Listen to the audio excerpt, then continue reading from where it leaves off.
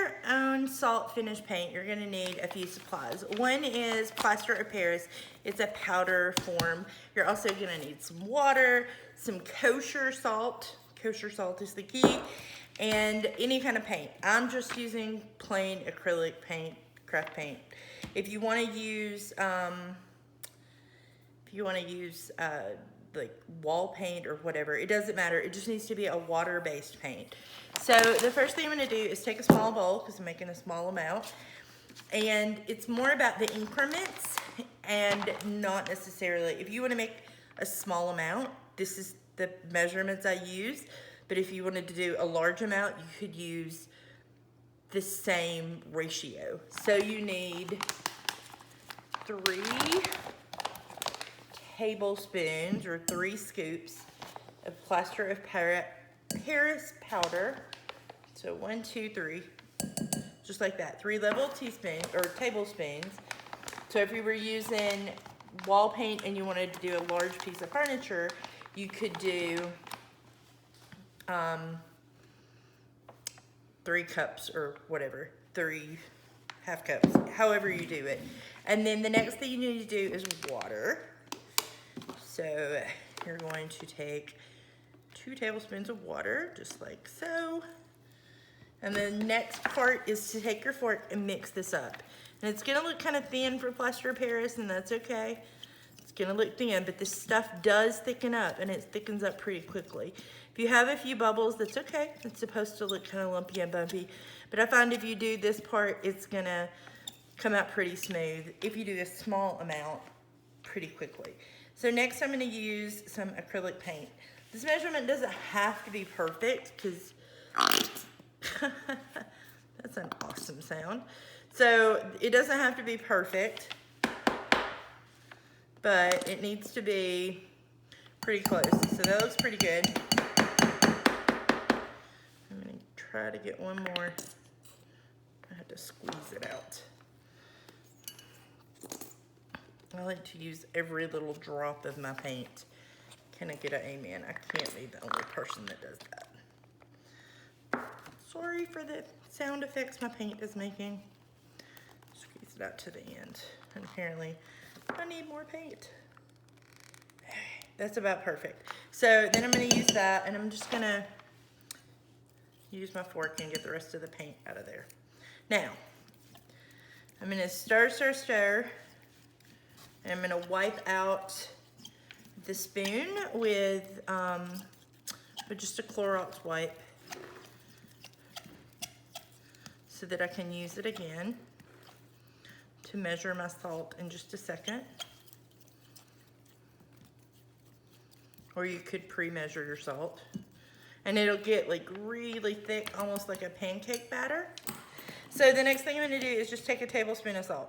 Plain tablespoon of salt. And now this is when the paint is gonna look really messed up, but don't worry, it's not messed up.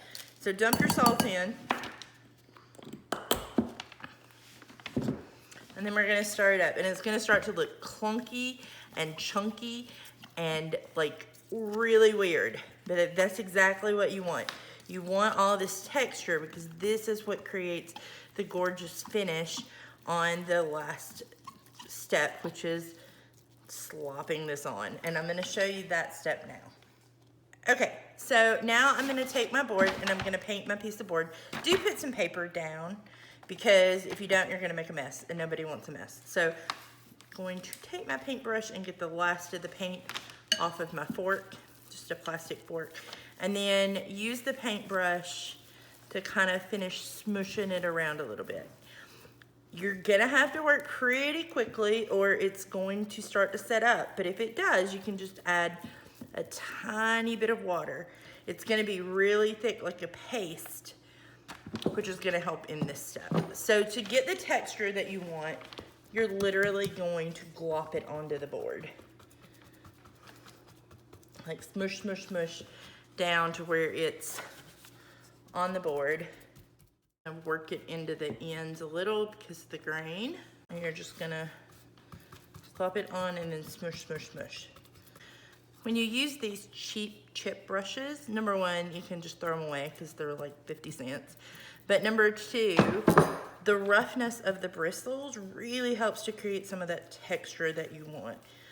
But as you start to get more paint on your brush, it gets easier to get in all those nooks and crannies and really make some good looking texture. You want some peaks and valleys.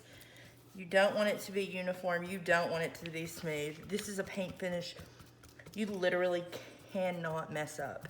As long as the board is covered, it will turn out beautiful whenever we do the final step. And then we're gonna let it sit and dry for 24 to 48 hours until it is completely dried.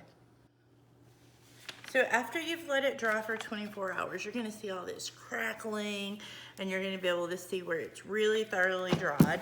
So the next step is sanding, and this is what really makes it look like an old, authentic beach kind of vibe.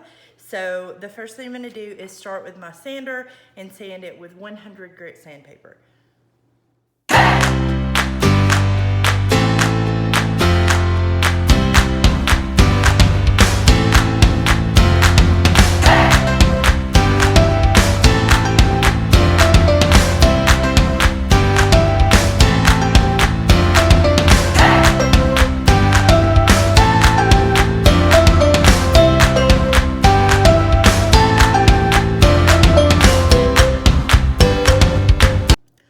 Now that we've knocked off all the really high spots, you'll see there's a lot of low spots.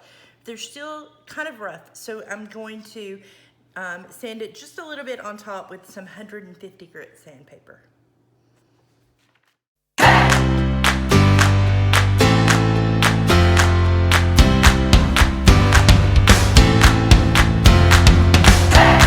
Once you've got some of those rougher spots, then you can just wipe it down.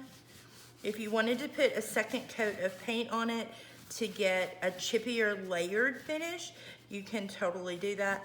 Just wipe it off completely and let it dry, and then that's when you can actually see the magic happen.